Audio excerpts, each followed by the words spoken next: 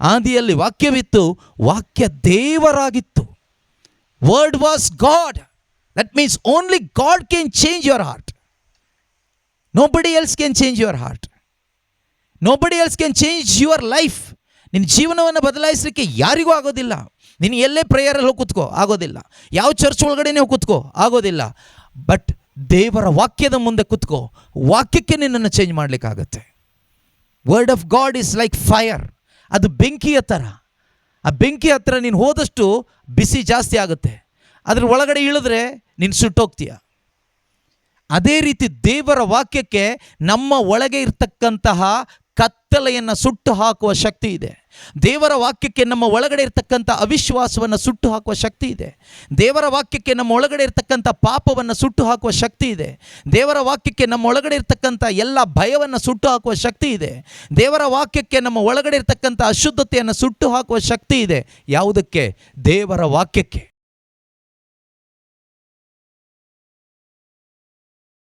ಗಳ ಪುಸ್ತಕ ಅಧ್ಯಾಯ 30 ವಾಕ್ಯ 5ರಲ್ಲಿ ನಾವು ನೋಡ್ತೀವಿ.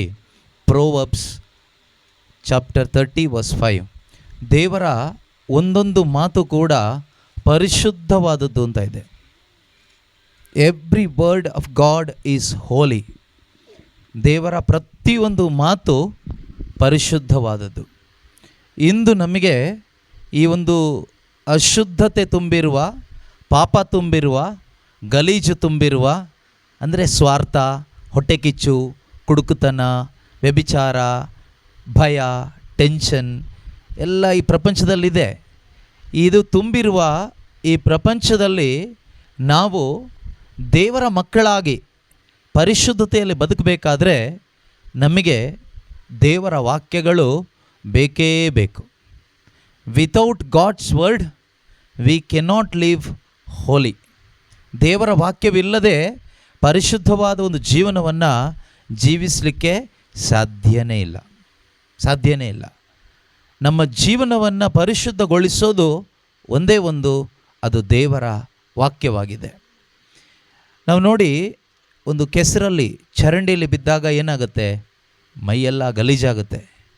ಚರಂಡಿಯಲ್ಲಿ ಬದುಕಲಿಕ್ಕೆ ಯಾರಾದರೂ ಇಷ್ಟಪಡ್ತೀವ? ಚರಂಡಿ ನೀರಲ್ಲಿ, ಚರಂಡಿ ಗೊತ್ತಲ್ವಾ? ಕೊಳಕು ನೀರಲ್ಲಿ, ಗಲೀಜಲ್ಲಿ ನಾವಿರಲಿಕ್ಕೆ ಯಾರೂ ಇಷ್ಟಪಡೋದೇ ಇಲ್ಲ, ಹೌದಲ್ವಾ?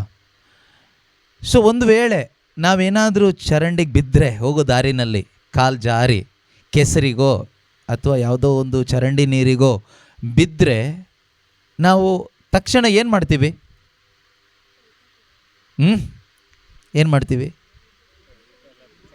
ಎಷ್ಟು ಬೇಗ ಮೇಲೆ ಬರಲಿಕ್ಕಾಗುತ್ತೋ ಅಂತ ಒದ್ದಾಡ್ತೀವಿ ಅಲ್ವಾ? ನಮಗಲ್ಲೊಂದು ಸಂತೋಷವಾಗಿ ಇರಲಿಕ್ಕಾಗುತ್ತಾ? ಅದೇ ನಮ್ಮನ್ನ ಕರ್ಕೊಂಡೋಗಿ ಯಾವುದಾದ್ರೂ ಒಂದು ಸ್ವಿಮ್ಮಿಂಗ್ ಪೂಲಿಗೆ ಬಿಟ್ಟರೆ, ಈಜು ಬರೋರಾದರೆ ಒಂದು ಸ್ವಿಮ್ಮಿಂಗ್ ಪೂಲಿಗೆ ಬಿಟ್ಟರೆ ನಿಮಗೆ ಕರೆದ್ರೂ ಬರೋದಿಲ್ಲ.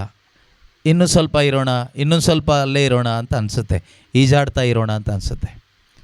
ಅದೇ ಕೊಳಚೆ ನೀರಿಗೆ ಬಿಟ್ಟರೆ ಒದ್ದಾಡ್ತೀವಿ, ಮೇಲೆ ಬರಲಿಕ್ಕೆ ಕಷ್ಟಪಡ್ತಾ ಇರ್ತೀವಿ, ಯಾವಾಗಪ್ಪ ಮೇಲೆ ಬರೋದು ಅಂತ. ನಮ್ಮ ಜೀವನದಲ್ಲೂ ಕೂಡ ಇದೇ ರೀತಿಯಲ್ಲೇ ಪ್ರೀತಿಯ ಸಹೋದರ ಸಹೋದರಿಯರೇ, ಯಾರೆಲ್ಲ ಈ ಕೊಳಚೆ ನೀರಿನಲ್ಲಿದ್ದೀವೋ ನಮಗೆ ಜೀವನದಲ್ಲಿ ನೆಮ್ಮದಿ ಇರೋದಿಲ್ಲ. ಸಮಾಧಾನ ಹುಡುಕ್ತಾ ಇರ್ತೀವಿ, ನೆಮ್ಮದಿ ಹುಡುಕ್ತಾ ಇರ್ತೀವಿ, ಸಮಾಧಾನ ಇರೋದಿಲ್ಲ. ಟೆನ್ಷನ್, ಭಯ, ಹೊಟ್ಟೆ ಕಿಚ್ಚು ಇದೆಲ್ಲ ತುಂಬಿಕೊಂಡು ಜೀವನ ಯಾಕಪ್ಪ ಅನಿಸ್ಬಿಡುತ್ತೆ, ಜೀವನ ಸಾಕಪ್ಪ ಅನಿಸ್ಬಿಡುತ್ತೆ. ಆತ್ಮಹತ್ಯೆ ಮಾಡ್ಕೊಂಡು ಸತ್ತೋಗೋಣ ಅನಿಸುತ್ತೆ.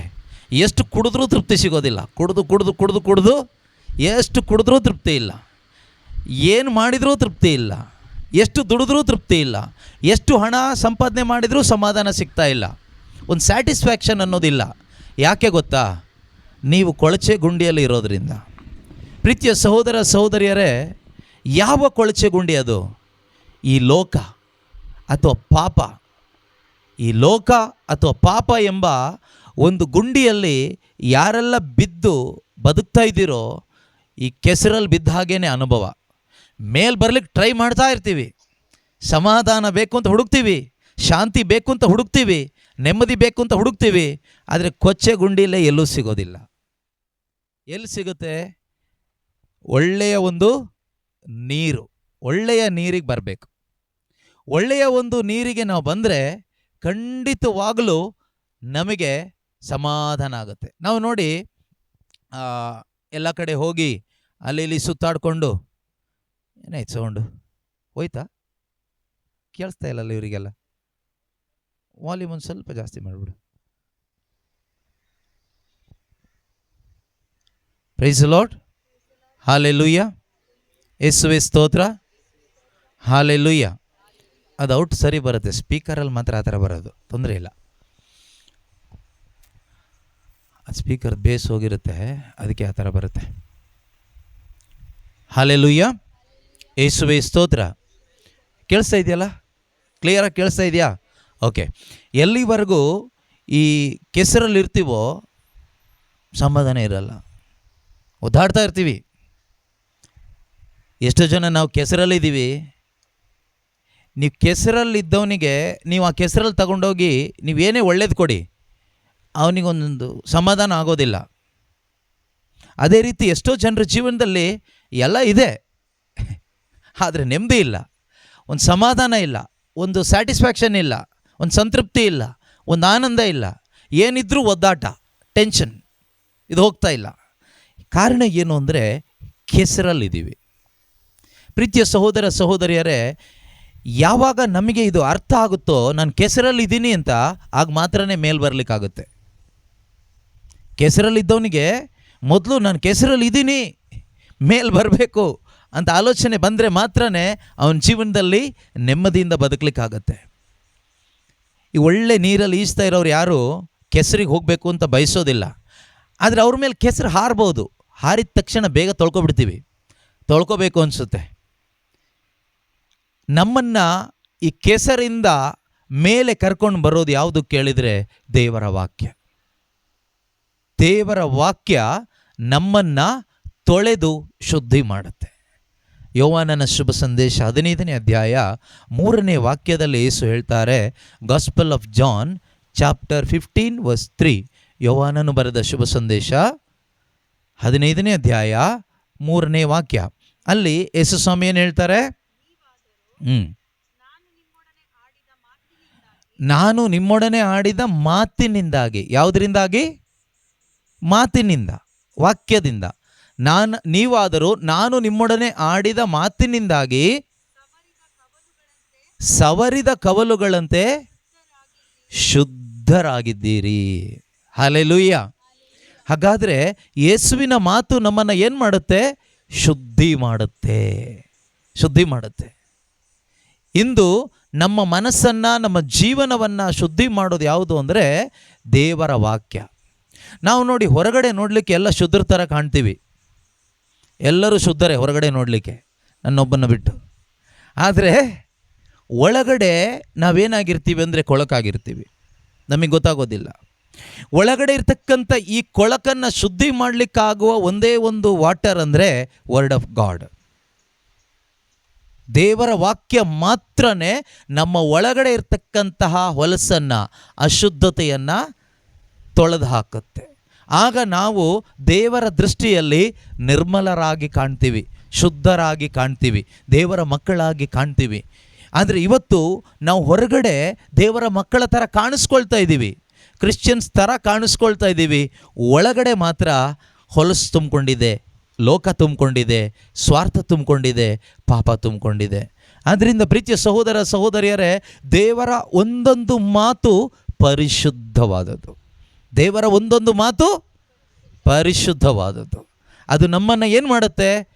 ಪವಿತ್ರ ಮಾಡುತ್ತೆ. ಅದು ನಮ್ಮನ್ನು ಪಾವನ ಮಾಡುತ್ತೆ. ಅದು ನಮ್ಮನ್ನು ಶುದ್ಧೀಕರಿಸುತ್ತೆ. ನಾವು ದೇವರ ಮಾತನ್ನು ಆಲಿಸುವಾಗ ನಾವು ಶುದ್ಧರಾಗಿ ಯಾವ ರೀತಿ ಆಗ್ತೀವಿ ಅಂದರೆ ಯೇಸುವಿನ ಹಾಗೆ ಆಗ್ತೀವಿ. ಯಾರ ಹಾಗೆ ಆಗ್ತೀವಿ? ಯೇಸುವಿನ ಹಾಗೆ ಆಗ್ತೀವಿ. ದೇವರು, ತಂದೆಯಾದ ದೇವರು ಏನು ಬಯಸ್ತಾರೆ ಗೊತ್ತಾ? ನಾವು ಪ್ರತಿಯೊಬ್ಬರು ಯೇಸುವಿನ ರೂಪಕ್ಕೆ ಬರಬೇಕು. ಒಳಗಡೆ ಯೇಸುವಿನ ರೂಪಕ್ಕೆ ಬರಬೇಕು. ದೇವರಿಗಿಷ್ಟ ಇಲ್ಲ ನೀವು ಕ್ಯಾಥೋಲಿಕ್ ಆಗಬೇಕು, ಪ್ರೊಟೆಸ್ಟೆಂಟ್ ಆಗಬೇಕು, ಪೆಂಟೆಕೋಸ್ಟ್ ಆಗಬೇಕು, ಅಥವಾ ಇನ್ನೊಂದು ಆಗಬೇಕು. ಇದು ದೇವರು ಬಯಸೋದಿಲ್ಲ. ದೇವರು ಬಯಸೋದೇನು ಗೊತ್ತಾ? ಒಂದೇ ಒಂದು, ನೀವೆಲ್ಲರೂ ಕ್ರಿಸ್ತ ಯೇಸುವಿನ ಅನುರೂಪಿಗಳಾಗಬೇಕು. ಯಾರ ಥರ ಆಗಬೇಕು? ಹಾಂ, ತಂದೆಯಾದ ದೇವರು ಬಯಸೋದು ನಾವೆಲ್ಲರೂ ಕೂಡ ಯೇಸುವಿನ ಹಾಗೆ ಆಗಬೇಕು ಒಳಗಡೆ, ಬೇರೆ ಏನು ಬಯಸ್ತಾ ಇಲ್ಲ. ಈಗ ನಾವು ಒಳಗೆ ನಮ್ಮ ಹೃದಯದಲ್ಲಿ, ಅಂತರಂಗದಲ್ಲಿ, ಆತ್ಮದಲ್ಲಿ ನಾವು ಯೇಸುವಿನ ಹಾಗೆ ಆಗಬೇಕಾದ್ರೆ ಪ್ರೀತಿಯ ಸಹೋದರ ಸಹೋದರಿಯರೇ, ದೇವರ ವಾಕ್ಯಕ್ಕೆ ಶಕ್ತಿ ಇದೆ, ನಮ್ಮನ್ನು ಯೇಸುವಿನ ಹಾಗೆ ಪರಿವರ್ತನೆ ಮಾಡುತ್ತೆ. ನಾವೊಂದು ರೀತಿ ಶುದ್ಧ ನೀರಿನಲ್ಲಿ ಈಜಾಡುವ ಹಾಗೆ ನಮ್ಮ ಜೀವನ ಇರುತ್ತೆ. ಶುದ್ಧವಾದ ನೀರಿನಲ್ಲಿ ಈಜಾಡುವಾಗ ಸಂತೋಷವಾಗಿರ್ತೀವಿ, ಹಾಯಾಗಿರ್ತೀವಿ. ಅಂಥ ಒಂದು ಜೀವನ ನಾವೆಲ್ಲರೂ ಬಯಸ್ತಾ ಇದ್ದೀವಿ. ಬಯಸಿ ಏನು ಮಾಡ್ತೀವಿ? ಅಲ್ಲಿ ಧ್ಯಾನ ಇದ್ದರೆ ಅಲ್ಲಿ ಓಡ್ತೀವಿ, ಇನ್ನೊಂದು ಕಡೆ ಧ್ಯಾನ ಕೂಟ ಇದ್ದರೆ ಇನ್ನೊಂದು ಕಡೆ ಓಡ್ತೀವಿ, ಇನ್ನೆಲ್ಲೋ ಜಾಗ ಸಿಕ್ಕಿದರೆ ಎಲ್ಲ ಕಡೆಗೂ ಓಡ್ತೀವಿ. ಆದರೆ ಎಲ್ಲೇ ಹೋದರೂ ಕೂಡ ದೇವರ ವಾಕ್ಯ ನನ್ನ ಒಳಗೆ ಬರಬೇಕು. ನನ್ನ ಒಳಗೆ ಬಂದು ಆ ದೇವರ ವಾಕ್ಯ ಕಾರ್ಯ ಮಾಡಿದರೆ ಮಾತ್ರ ನನ್ನ ಜೀವಿತದಲ್ಲಿ ನಿಜವಾದ ಒಂದು ಆ ಶುದ್ಧ ಜಲದಲ್ಲಿ ಈಜುವ ಒಂದು ಅನುಭವ, ಆ ಒಂದು ಸಂತೋಷ, ಆ ಒಂದು ಸಮಾಧಾನ ನಮಗೆ ಸಿಗ್ತದೆ. ಬೇರೆ ಎಲ್ಲೂ ಸಿಗೋದಿಲ್ಲ. Only in the word of God you will find the comfort. ನಿಜವಾದ ಕಂಫರ್ಟ್ ಬೇಕಾ ಜೀವನದಲ್ಲಿ? ವಾಕ್ಯದಲ್ಲಿ ಮಾತ್ರ ಸಿಗುತ್ತೆ. ವಾಕ್ಯ ಅಂತ ಹೇಳುವಾಗ ಅದು ಬೇರೆ ಏನೂ ಅಲ್ಲ, ಯೇಸು.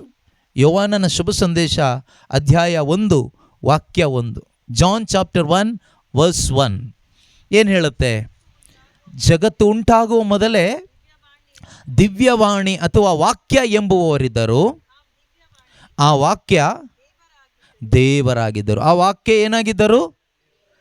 ದೇವರಾಗಿದ್ದರು. 14ನೇ ವಾಕ್ಯ ಏನು ಹೇಳುತ್ತೆ? ವರ್ಸ್ ನಂಬರ್ 14, ಆ ದಿವ್ಯವಾಣಿ ಮನುಷ್ಯ ಆದರೂ ಮನುಷ್ಯನಾಗಿ ನಮ್ಮೊಡನೆ ವಾಸಿಸಿದರು. ವಾಕ್ಯ ಮನುಷ್ಯನಾಗಿದ್ದು ಯಾರು? ಯೇಸು ಸ್ವಾಮಿ. ನಮಗೆಲ್ರಿಗೂ ಗೊತ್ತು, ವಾಕ್ಯ ದೇವರಾಗಿತ್ತು, ಆ ವಾಕ್ಯ ಮನುಷ್ಯರಾದರು. ಆ ವಾಕ್ಯ ದೇವರು. ವಾಕ್ಯ ಅಂದರೆ ದೇವರು. ವಾಕ್ಯ ಅಂದರೆ ಯೇಸು. ವಾಕ್ಯ ಅಂದರೆ ಪಿಶಾಚಿ ಅಲ್ಲ, ಆಯಿತಾ? ಯಾರು ಬೇಜಾರು ಮಾಡ್ಕೋಬೇಡಿ. ವಾಕ್ಯ ವಾಕ್ಯ ಅಂತ ಹೇಳ್ತಾರೆ ಅಂದ ತಕ್ಷಣ ಕೆಲವರಿಗೆ ವಾಕ್ಯ ಅಂದರೆ ಇಷ್ಟ ಆಗೋದಿಲ್ಲ. ಆದರೆ ಕ್ರೈಸ್ತರೇ ವಾಕ್ಯ ಅಂದ್ರೇ ಇಷ್ಟ ಇಲ್ಲ. ನಿಮ್ಮ ಒಳಗಡೆ ಪಿಶಾಚಿ ಇರುವಾಗ ವಾಕ್ಯ ಇಷ್ಟ ಆಗೋದಿಲ್ಲ ನಿಮಗೆ. ಎಷ್ಟೋ ಜನ ಕ್ರೈಸ್ತರ ಒಳಗಡೆ ಪಿಶಾಚಿ ಸೇರ್ಕೊಂಡಿರುತ್ತೆ, ಅವ್ರಿಗೆ ಗೊತ್ತಾಗಿರೋದಿಲ್ಲ. ಅವ್ರು ಚರ್ಚ್ ಒಳಗಡೆ ಇರ್ತಾರೆ, ಚರ್ಚಲ್ಲಿರ್ತಾರೆ, ಹಾಡ್ತಾರೆ, ಸ್ತುತಿಸ್ತಾರೆ, ಎಲ್ಲ ಮಾಡ್ತಾರೆ. ಆದರೆ ಅವ್ರಿಗೆ ಏನು ಇಷ್ಟ ಇಲ್ಲ? ವಾಕ್ಯ ಅಂದರೆ ಇಷ್ಟ ಇಲ್ಲ. ವಾಕ್ಯ ಅಂದರೆ ಅದು ಪ್ರೊಟೆಸ್ಟೆಂಟ್ದು. ವಾಕ್ಯ ಅಂದರೆ ಪ್ರೊಟೆಸ್ಟೆಂಟ್. ಯಾರು ಹೇಳೋದು? ಅದು ನಿನ್ನ ಒಳಗಡೆ ಇರೋ ಪಿಶಾಚಿ ನಿನಗೆ ಕೊಡುವ ಆಲೋಚನೆ. ವಾಕ್ಯ ಯಾರು? ವಾಕ್ಯ ಯೇಸು. ಹಾಗಾದರೆ ಯೇಸು ಪ್ರೊಟೆಸ್ಟೆಂಟಿಗೆ ಸೇರಿದ್ದ? ಯೇಸು ಕ್ಯಾಥಲಿಕ್ಕಿಗೆ ಸೇರಿದಾರಾ, ಪ್ರೊಟೆಸ್ಟೆಂಟಿಗೆ ಸೇರಿದಾರಾ? ವಾಕ್ಯ ಯಾರಿಗೆ ಗೊತ್ತಾ? 9ನೇ ವಾಕ್ಯ ಹೇಳ್ತದೆ, ಯೋಹಾನ 1:9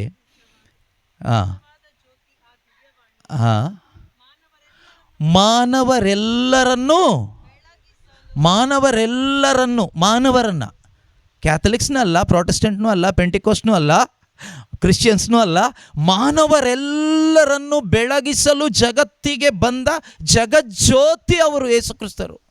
ಯಾರನ್ನು ಬೆಳಗಿಸಲಿಕ್ಕೆ?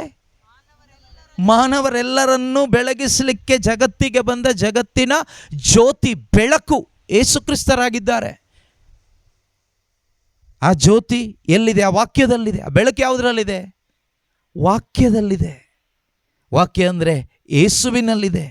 ಅದರಿಂದ ಪ್ರೀತಿಯ ಸಹೋದರ ಸಹೋದರಿಯರೇ, ಯೇಸು ಯಾರಿಗೆಲ್ಲ ಬೇಕು ಅಂದರೆ ಮಾನವರೆಲ್ಲರಿಗೂ ಯೇಸು ಬೇಕು, ಎಲ್ಲ ಮನುಷ್ಯರಿಗೂ ಯೇಸು ಬೇಕು.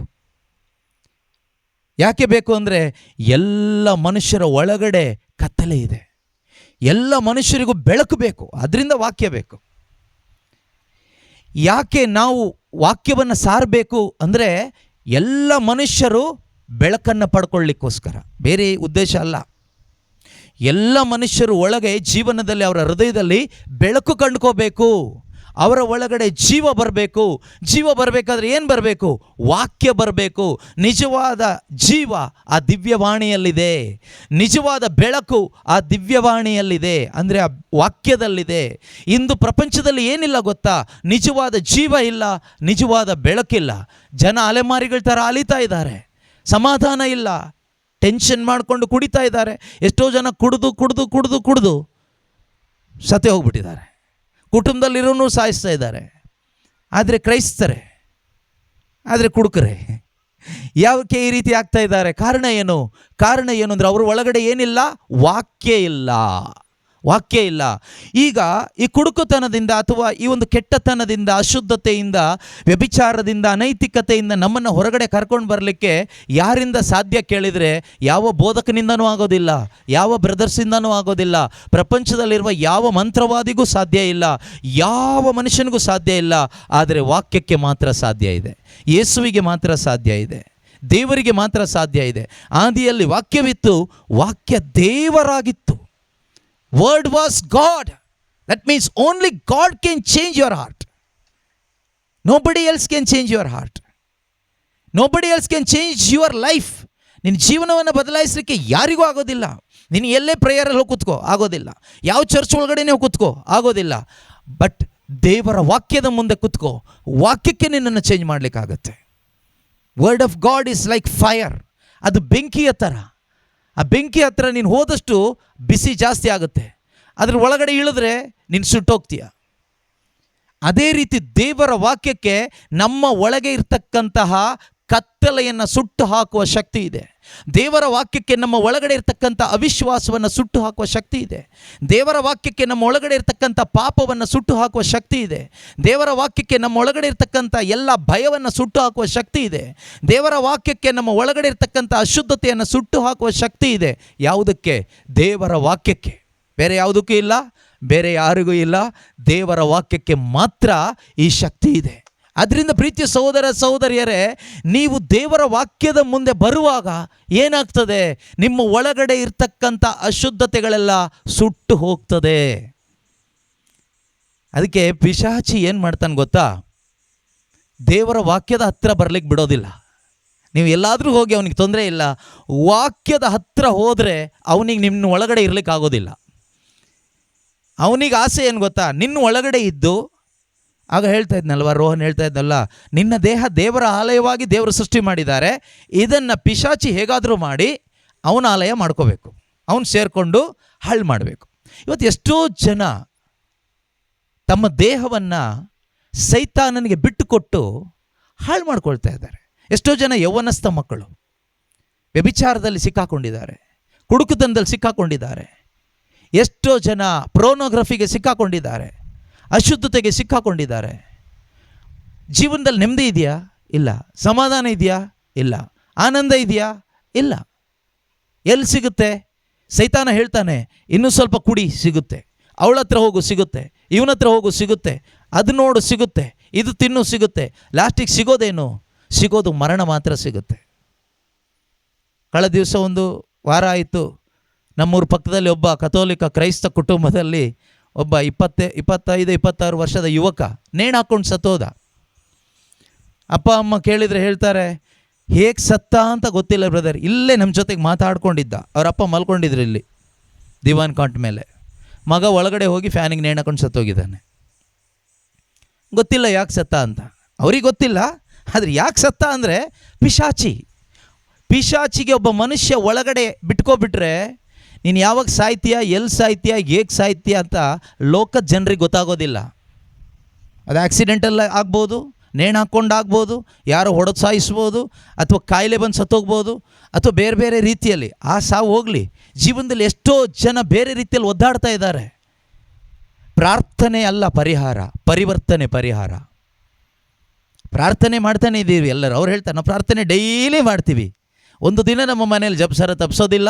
ಡೈಲಿ ನಾವು ಬಲಿಪೂಜೆಗೆ ಹೋಗ್ತೀವಿ, ಮತ್ತು ಯಾಕೆ ಹೀಗಾಯಿತು ಅಂತ ಪ್ರಶ್ನೆ ಅವ್ರದ್ದು. ಪ್ರಶ್ನೆಗೆ ಉತ್ತರ ಇಷ್ಟೇ, ಪ್ರೀತಿಯ ಸಹೋದರ ಸಹೋದರಿಯರೇ, ನೀನು ಬಲಿಪೂಜೆಗೆ ಹೋಗ್ತೀಯ ಪ್ರತಿದಿನ, ಸಂತೋಷ, ಒಳ್ಳೆ ವಿಷಯ. ಜಪಸಾರ ಮಾಡ್ತೀಯ, ಅದು ಒಳ್ಳೆ ಕಾರ್ಯ. ಆದರೆ ವಾಕ್ಯ ನಿನ್ನ ಒಳಗಡೆ ಇದೆಯಾ? ನೀನು ವಾಕ್ಯದಲ್ಲಿದೆಯಾ? ನಿನ್ನ ಹೃದಯದಲ್ಲಿ ದೇವರ ವಾಕ್ಯ ಇದೆಯಾ? ನಿನ್ನ ಹೃದಯದಲ್ಲಿ ದೇವರ ವಾಕ್ಯ ಇಲ್ಲ ಅಂದರೆ ಬೆಳಕಿಲ್ಲ. ನಿನ್ನ ಹೃದಯದಲ್ಲಿ ದೇವರ ವಾಕ್ಯ ಇಲ್ಲ ಅಂದರೆ ಜೀವ ಇಲ್ಲ. ಅಲ್ಲೇನಿರುತ್ತೆ? ಕತ್ತಲೆ ಇರುತ್ತೆ ಮತ್ತು ಮರಣ ಇರುತ್ತೆ. Many Christians are experiencing darkness and death in their life, but they are Christians.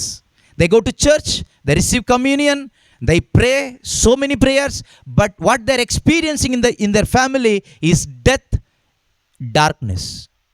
ಕತ್ತಲೆ ಮತ್ತು ಮರಣ ಎಷ್ಟೋ ಕುಟುಂಬಗಳಲ್ಲಿ ಅನುಭವಿಸ್ತಾ ಇದ್ದಾರೆ. ಶಾಂತಿ ಇಲ್ಲ, ನೆಮ್ಮದಿ ಇಲ್ಲ, ಸಂತೋಷ ಇಲ್ಲ. ಎಷ್ಟೋ ಜನ ಆ ರೀತಿ ಒದ್ದಾಡೋರು ಇಲ್ಲಿ ಕೂತ್ಕೊಂಡಿದ್ದೀರ ನೀವು. ನಿಮಗೆ ಪರಿಹಾರ ಏನು ಗೊತ್ತಾ? ಬೆಸ್ಟ್ ಪರಿಹಾರ, ದೇವರು ಏನು ಹೇಳ್ತಾರೋ ಅದೇ ಪರಿಹಾರ. ನಾನು ಹೇಳೋ ಪರಿಹಾರ ತಗೋಬೇಡಿ, ನನ್ನನ್ನು ನಂಬೇಡಿ, ದೇವ್ರನ್ನ ಮಾತ್ರ ನಂಬಿ. ದೇವರು ಎಲ್ಲರಿಗೂ ದೇವರೇ, ಎಲ್ರಿಗೂ ಸೃಷ್ಟಿಕರ್ತರು. ದೇವರು ಹೇಳೋದನ್ನು ನಂಬಿ ಒಳ್ಳೆಯದಾಗುತ್ತೆ. ಕೆಲವು ಟೈಮ್ ಹೇಳ್ತಾರೆ, ನಾವು ಆ ಬ್ರದರ್ ಮಾತು ನಂಬಿ ಹಾಳಾಗೋದ್ವಿ, ಈ ಬ್ರದರ್ ಮಾತು ನಂಬಿ ಹೀಗಾಗೋದ್ವಿ. ಯಾರು ಹೇಳಿದ್ರು ನಿನಗೆ ಬ್ರದರ್ ಮಾತು ನಂಬು ಅಂತ? ನೀನು ದೇವ್ರ ಮಾತು ನಂಬಬೇಕಾಗಿತ್ತು. ಮನೇಲಿ ಬೈಬಲ್ ಇತ್ತಲ್ವ, ಓದಬೇಕಾಗಿತ್ತು. ಅಲ್ಲ, ಓದ್ಲಿಕ್ಕೆ ಪಿಶಾಚಿ ಬಿಡಬೇಕಲ್ಲ. ಪಿಶಾಚಿ ನಿನ್ನ ಒಳಗಡೆ ಕೂತ್ಕೊಂಡು ನಿನ್ನನ್ನು ಆಟ ಆಡಿಸುವಾಗ ನಿನಗೆ ಬೈಬಲ್ ಓದಲಿಕ್ಕೆ ಅವನು ಬಿಡಲ್ಲ. ನಿನಗೆ ಆಗದೇ ಇರೋದಲ್ಲ, ನಿನ್ನನ್ನು ಅವನು ಕಟ್ಟಾಕ್ಬಿಟ್ಟಿದ್ದಾನೆ. ಇದನ್ನು ಅರ್ಥ ಮಾಡ್ಕೊಂಡು ಫಸ್ಟ್ ಹೊರಗಡೆ ಬರಬೇಕೀಗ. ಓಪನ್ ಮಾಡಬೇಕು ಬೈಬಲ್ನ, ಆಯಿತಾ? ಆಯುಧ, ಅದು ಆಯುಧ. ನಿನ್ನನ್ನು, ನಿನ್ನ ಕುಟುಂಬವನ್ನು, ನಿನ್ನ ಮಕ್ಕಳನ್ನು ಕಾಪಾಡಿಕೊಳ್ಳಿಕ್ಕಿರುವ ಒಂದು AK-47 ಥರ ಅದು. ಮನೆಯಲ್ಲಿ ಕೆಲವು ಮನೆಯಲ್ಲಿ ಗನ್ ಇಟ್ಕೊಂಡಿರ್ತಾರಲ್ವ, ಆ ಗನ್ ಕೆಲಸ ಮಾಡೋದಿಲ್ಲ ಕೆಲವು ಟೈಮ್. ಆದರೆ ಈ ದೇವರ ವಾಕ್ಯ ಅಂತಕ್ಕಂಥದ್ದು ಒಂದು ಆತ್ಮಿಕ ಆಯುಧ, ಬೈಬಲ್. ಇದನ್ನು ನೀವು ಚೆನ್ನಾಗಿ ಉಪಯೋಗಿಸ್ಕೊಂಡ್ರೆ ನೀನು ನಿನ್ನ ಕುಟುಂಬವನ್ನು ಈ ಪಿಶಾಚಿಯಿಂದ ಕಾಪಾಡ್ಕೋಬೋದು, ನಿತ್ಯ ಜೀವ ಪಡ್ಕೋಬೋದು. ಇಲ್ಲದೇ ಇದ್ದರೆ ಮರಣದಲ್ಲೇ ಬದುಕಿ, ಕತ್ತಲೆಯಲ್ಲೇ ಬದುಕಿ, ಲಾಸ್ಟಿಗೆ ಕರಾಳ ಕತ್ತಲೆಗೆ ಹೋಗಿ ಸೇರ್ಕೋಬೇಕಾಗುತ್ತೆ, ನಿತ್ಯ ಮರಣ ಅನುಭವಿಸ್ಬೇಕಾಗುತ್ತೆ. ಎಷ್ಟೋ ಕ್ರೈಸ್ತರು ಲಾಸ್ಟಿಗೆ ಅನುಭವಿಸೋದು ಅದೇನೆ. ನಿಮ್ಮಲ್ಲಿ ಯಾರೂ ಆ ಥರ ಆಗಬಾರ್ದು, ನಿಮ್ಮಲ್ಲಿ ಯಾರೊಬ್ಬರು ಆ ಥರ ಆಗಬಾರ್ದು. ಪ್ರತಿಯೊಬ್ಬರು ಬೆಳಕನ್ನು ಪಡ್ಕೊಂಡು ಆ ಅಗಮ್ಯ ಜ್ಯೋತಿ, ನಿತ್ಯ ಜ್ಯೋತಿಗೆ ಬರಬೇಕು. ಮಾತ್ರವಲ್ಲ, ನಿತ್ಯ ಜೀವ ಪಡ್ಕೋಬೇಕು. ದೇವರು ಮನುಷ್ಯನಾಗಿ ಭೂಮಿಗೆ ಬಂದು ಶಿಲುಬೆ ಮೇಲೆ ನಮಗೋಸ್ಕರ ಯೇಸು ಕ್ರಿಸ್ತರು ಸತ್ತಿದ್ದು ಮುಖ್ಯ ಕಾರಣ ಏನು ಗೊತ್ತಾ? ನಮ್ಮ ಒಳಗಡೆ ಇರುವ ಕತ್ತಲೆಯನ್ನು ಹೊರಗೆ ಹಾಕಿ ನಮ್ಮ ಒಳಗಡೆ ಬೆಳಕು ತುಂಬಿಸಲಿಕ್ಕೆ, ನಮ್ಮ ಒಳಗಡೆ ಇರುವ ಮರಣವನ್ನು ತೆಗೆದುಹಾಕಿ ನಮ್ಮೊಳಗಡೆ ನಿತ್ಯ ಜೀವವನ್ನು ತುಂಬಿಸಲಿಕ್ಕೆ. ಇದನ್ನು ನೀವು ಪಡ್ಕೊಳ್ಳದೆ ಇಲ್ಲಿಂದ ನೀವು ಸತ್ತೋದ್ರೆ ಮತ್ತೆ ನಿತ್ಯ ಮರಣನೇ ಗತಿ, ಬೇರೆ ಗತಿ ಇಲ್ಲ. ಇಲ್ಲಿ ಕ್ರಿಶ್ಚಿಯನ್ನು ನಾನ್ ಕ್ರಿಶ್ಚಿಯನ್ ಎಲ್ಲ ಲೆಕ್ಕಕ್ಕೆ ಬರೋದಿಲ್ಲ. ದೇವರು ಎಲ್ರಿಗೂ ಒಬ್ಬರೇ, ರಕ್ಷಕರು ಎಲ್ರಿಗೂ ಒಬ್ಬರೇ. ಯೇಸು ಕ್ರಿಸ್ತರು ಈ ಭೂಮಿಗೆ ಹುಡ್ಕೊಂಡು ಬಂದಿದ್ದು ಎಲ್ಲ ಮನುಷ್ಯರನ್ನು. ಜಾನ್ 1:29, ಯೋವಾನ 1:29 ದೇವರ ವಾಕ್ಯ ಹೇಳ್ತದೆ, ಇಗೋ ನೋಡಿ, ಬಲಿ ಅರ್ಪಣೆಗಾಗಿ ದೇವರು ನೇಮಿಸಿರುವ ಕುರಿಮರಿ, ಲೋಕದ ಪಾಪಗಳನ್ನು ಪರಿಹರಿಸುವವರು ಇವರೇ. ಯೋವಾನ 1:29. ಇಗೋ ನೋಡಿ, ದೇವರು ನೇಮಿಸಿರುವ ಕುರಿಮರಿ, ಲೋಕದ ಪಾಪಗಳನ್ನು ಪರಿಹರಿಸುವವರು ಇವರು. ಕೆಲವರ ಪಾಪ ಅಲ್ಲ, ಯಹೂದ್ಯರ ಪಾಪ ಅಲ್ಲ, ಇಸ್ರಾಯೇಲರ ಪಾಪ ಅಲ್ಲ, ಕ್ರೈಸ್ತರ ಪಾಪ ಅಲ್ಲ, ಲೋಕದ ಪಾಪ ಅಂದರೆ ಸರ್ವಜನರ ಪಾಪಗಳನ್ನು ಪರಿಹರಿಸಲು ದೇವರು ನೇಮಿಸಿರುವ ದೇವರ ಕುರಿಮರಿಯಾಗಿದ್ದಾರೆ ಯೇಸು ಕ್ರಿಸ್ತರು. ಎಲ್ಲರಿಗೂ ಯೇಸು ಬೇಕು. ಅದರಿಂದ ಈ ಯೇಸುವಿನಲ್ಲಿ ನಾವು ನಿಜವಾದ ಜೀವನವನ್ನು, ನಿಜವಾದ ಆನಂದವನ್ನು, ನಿಜವಾದ ಸಂತೃಪ್ತಿ ಪಡೀಲಿಕ್ಕಾಗುತ್ತೆ.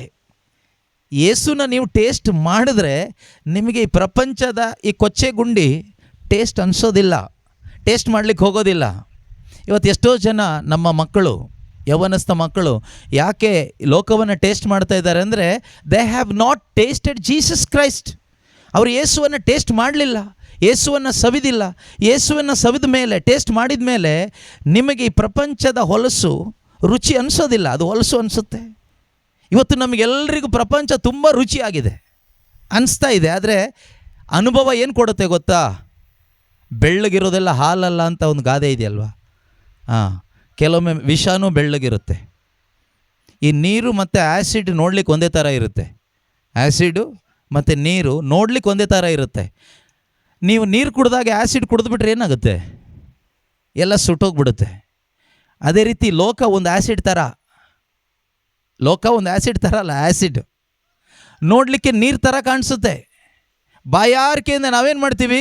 ಕುಡಿತೀವಿ, ಎಲ್ಲ ಸುಟ್ಟೋಗ್ಬಿಡುತ್ತೆ ಒಳಗಡೆ. ನೆಮ್ಮದಿ ಇಲ್ಲ, ನೆಮ್ಮದಿ ಸುಟ್ಟೋಗ್ಬಿಟ್ಟಿದೆ, ಶಾಂತಿ ಸುಟ್ಟೋಗ್ಬಿಟ್ಟಿದೆ, ಎಲ್ಲ ಸುಟ್ಟೋಗ್ಬಿಟ್ಟಿದೆ. ಕುಟುಂಬ ಜೀವನ ಅದು ಸುಟ್ಟೋಗ್ಬಿಟ್ಟಿದೆ, ದಾಂಪತ್ಯ ಜೀವನ ಸುಟ್ಟೋಗ್ಬಿಟ್ಟಿದೆ, ಎಲ್ಲ ಹೋಯ್ತು. ಇವತ್ತೆಷ್ಟೋ ಜನ ಗೊತ್ತಿಲ್ಲದೆ ನೀರು ಅಂತ ತಿಳ್ಕೊಂಡು ಈ ಲೋಕವಾಗಿರುವ ಈ ಆ್ಯಸಿಡನ್ನು ಕುಡಿತಾನೇ ಇದ್ದಾರೆ. ಇವತ್ತು ನೀವು ದೇವರ ವಾಕ್ಯಕ್ಕೆ ಕನೆಕ್ಟ್ ಆಗಬೇಕು. ದೇವರ ವಾಕ್ಯಕ್ಕೆ ಕನೆಕ್ಟ್ ಆಗೋದು ಅಂದರೆ ಜೀಸಸ್ಗೆ ಕನೆಕ್ಟ್ ಆಗೋದು, ನಿತ್ಯ ಜೀವಕ್ಕೆ ಕನೆಕ್ಟ್ ಆಗೋದು, ಬೆಳಕಿಗೆ ಕನೆಕ್ಟ್ ಆಗೋದು. ಇದು ನಿಮ್ಮ ಹತ್ರ ಇದೆ. ಕನೆಕ್ಟ್ ಆಗೋದು ಬಿಡೋದು ದೇವ್ರ ಹತ್ರ ಇಲ್ಲ. ದೇವರು ಯಾರನ್ನೂ ಜುಟ್ಟು ಹಿಡ್ಕೊಂಡು ಎಳ್ಕೊಂಡೋಗಿ ಬಾ ನೀನು ನಿತ್ಯ ಜೀವ ತಗೋ ಅಂತ ಕೊಡೋದಿಲ್ಲ. ನೀನು ಮನಸ್ಸು ಮಾಡಬೇಕು, ನಿನ್ನ ಕೈಯಲ್ಲಿದೆ. ಕೀರ್ತನೆ 1 1, 2, 3ನೇ ವಾಕ್ಯ ಹೇಳುತ್ತೆ. ಸಾಮ್ 1, 1, 2, 3 ಕೀರ್ತನೆಗಳ ಪುಸ್ತಕ ವಾಕ್ಯ 1, 2, 3. ದುರ್ಜನರ ಆಲೋಚನೆಯಂತೆ ನಡೆಯದೆ, ಪಾಪಾತ್ಮರ ಪಥದಲ್ಲಿ ಕಾಲೂರದೆ, ಧರ್ಮನಿಂದಕರ ಕೂಟದಲ್ಲಿ ಕೂರದೆ. ಇದು ನೆನ್ಪಿಟ್ಕೋಬೇಕಾಯ್ತಾ? ದೇವರ ವಾಕ್ಯ. ಯಾರಿಗೆಲ್ಲ ಬದುಕಲಿಕ್ಕೆ ಆಸೆ ಇದೆಯೋ ಅವರಿಗೆ ದೇವರು ಹೇಳುವ ವಾಕ್ಯ. ನಿಮ್ಮನ್ನು ಬದುಕಿಸ್ಲಿಕ್ಕೆ, ನಿಮ್ಮ ಜೀವನನ, ಕೆಲವರಿಗೆ ಆಸೆ ಅಲ್ವಾ, ನಮ್ಮ ಜೀವನ ಒಂದು ಆಶೀರ್ವಾದ ಆಗಬೇಕು, ಪ್ರೇಯರ್ ಮಾಡಿ ಬ್ರದರ್ ಅಂತ. ಅದೆಲ್ಲ ಸುಮ್ಮನೆ ಮೂರ್ಖತನ. ಯಾರು ಪ್ರೇಯರ್ ಮಾಡಿ ಯಾರ ಜೀವನನ ಆಶೀರ್ವಾದ ಆಗೋದಿಲ್ಲ. ಸುಮ್ಮನೆ ತಲೆ ಮೇಲೆ ಕೈ ಹಿಡಿಸ್ಕೊಂಡು ಹೋಗಿ, ದೆವ್ವಗಳಿದ್ರೆ ಹೋಗ್ಬೋದು ಅಷ್ಟೇ, ಕಾಯಿಲೆ ವಾಸಿ ಆಗ್ಬೋದು ಅಷ್ಟೇ. ನಿನ್ನ ಜೀವನ ಸರಿಯಾಗಬೇಕಾದ್ರೆ ಈ ವಾಕ್ಯನ ನೀನು ಕೇಳಿಸ್ಕೋಬೇಕು, ಈ ವಾಕ್ಯಕ್ಕೆ ನೀನು ಬಿಟ್ಟು ಕೊಡಬೇಕು, ಇದನ್ನು ಸ್ವೀಕಾರ ಮಾಡಬೇಕು. ಆಯಿತಾ? ಸೊ ಅದರಿಂದ ವಂಚನೆಗೊಳಗಾಗಬೇಡಿ. ಯಾರೋ ಬಂದು ಹೋದ ತಕ್ಷಣ, ಒಂದು ಪ್ರೇಯರ್ ಮಾಡಿದ ತಕ್ಷಣ ಎಲ್ಲ ಒಳ್ಳೇದಾಗ್ಬಿಡುತ್ತೆ ಅಂತ ತಿಳ್ಕೊಬೇಡಿ. ಏನಾದರೂ ಸುತ್ತಮುತ್ತ ದೆವ್ವಗಳಿದ್ರೆ ಹೋಗುತ್ತೆ. ಸದ್ಯಕ್ಕೆ ಇಲ್ಲಿ ಯಾವುದೂ ಇಲ್ಲ, ಎಲ್ಲ ಹೋಗಿದೆ. ಆದರೆ ನೀನು ಒಳಗಡೆ ಇದೆಯಲ್ಲ, ಅದನ್ನು ನೀನೇ ಹೋಗಿಸ್ಕೋಬೇಕು. ಅದು ಹೋಗಿಸ್ಕೋಬೇಕು ಅಂದರೆ ಈ ಬೆಳಕು ವಾಕ್ಯ ಒಳಗಡೆ ಬಂದಾಗ ಅದು ಹೋಗುತ್ತೆ. ಇನ್ನು ಮೈ ಮೇಲೆ ಏನಾದರೂ ಇದ್ದರೆ ಹೋಗುತ್ತೆ ಬೇಕಾದರೆ, ಅದನ್ನು ಓಡಿಸೋಣ ಬೇಕಾದರೆ. ಆದರೆ ನಿನ್ನ ಹೃದಯದ ಒಳಗಡೆ ಇರೋದನ್ನು ನೀನೇ ಓಡಿಸ್ಬೇಕು. ಹೇಗೆ ಓಡಿಸೋದು? ಇದನ್ನು ಹೊರಗೆ ಹಾಕೋದು ಹೇಗೆ? ದೇವರ ವಾಕ್ಯ ಒಳಗಡೆ ತಗೊಂಡಷ್ಟು ಒಳಗಡೆ ಎಲ್ಲ ಕ್ಲೀನಾಗಿ ಎಲ್ಲ ಫ್ಲಶ್ ಔಟಾಗಿ ಹೋಗುತ್ತೆ, ನೀಟಾಗುತ್ತೆ. ಆಗ ನೋಡ್ಲಿಕ್ಕೆ ಸುಂದರವಾಗಿ ಕಾಣ್ತೀರಿ ದೇವರಿಗೆ. Praise the Lord. ಕೀರ್ತನೆ 1 ವಾಕ್ಯ 1, 2, 3 ಓದಿ. ಪ್ರಭುವಿನ ಇನ್ನೊಂದ್ಸರಿ ಓದಿ ಸ್ಟಾರ್ಟಿಂಗಿಂದ. ದುರ್ಜನರ ಆಲೋಚನೆಯಂತೆ ನಡೆಯದೆ, ಪಾಪಾತ್ಮರ ಪಥದಲ್ಲಿ ಕಾಲೂರದೆ, ಧರ್ಮನಿಂದಕರ ಕೂಟದಲ್ಲಿ ಕೂರದೆ. ಇದೆಲ್ಲ ಈಗ ವಿವರಿಸಲಿಕ್ಕೆ ಟೈಮೂ ಇಲ್ಲ. ವಿವರಿಸಿದರೆ ನಿಮಗೀಗ ಅರ್ಥ ಆಗೋದು ಕಷ್ಟ ಆಗುತ್ತೆ. ಆದರೆ ಈ ವಾಕ್ಯ ನೆನ್ಪಿಟ್ಕೊಳ್ಳಿ. ಇದು ಮಾಡ್ದೇನೆ ನಾವು 2, 3ನೇ ವಾಕ್ಯ ಮಾತ್ರ ಫೋಕಸ್ ಮಾಡೋಣ. ಪ್ರಭುವಿನ ಧರ್ಮಶಾಸ್ತ್ರದಲ್ಲಿ, ಅಂದರೆ ದೇವರ ವಾಕ್ಯದಲ್ಲಿ ಸಂತೋಷ ಪಡುವವನು ಯಾರೋ ಅವನೇ ಯಾರು ಧನ್ಯರು? ದೇವರ ವಾಕ್ಯದಲ್ಲಿ ಹರ್ಷಗೊಳ್ಳುವವರು, ದೇವರ ವಾಕ್ಯದಲ್ಲಿ ಸಂತೋಷ ಪಡುವವರು ಯಾರೋ ಅವರೇ ಧನ್ಯರು. ಧನ್ಯರು ಯಾರು? ದೊಡ್ಡ ಮನೆ ಇರೋರು ಧನ್ಯರಾಗ್ತೀವ? ಕೈ ತುಂಬ ಹಣ ಇದ್ರೆ ಧನ್ಯರಾಗ್ತೀವ? ಮತ್ತು ಯಾರು ಧನ್ಯರು? ದೇವರ ವಾಕ್ಯದಲ್ಲಿ ಸಂತೋಷ ಪಡುವವರು. ನಿಮ್ಮಲ್ಲಿ ಎಷ್ಟು ಜನಕ್ಕೆ ನಿಜವಾಗಲೂ ದೇವರ ವಾಕ್ಯದಲ್ಲಿ ಸಂತೋಷ ಪಡಲಿಕ್ಕೆ ಆಗ್ತಾ ಇದೆ? ಈಗಲ್ಲ, ಮನೆಯಲ್ಲಿ ಡೈಲಿ. ಮೊಬೈಲ್ ಫೋನಲ್ಲಿ ಸಂತೋಷ ಪಡುವವರಿದ್ದೀರಾ?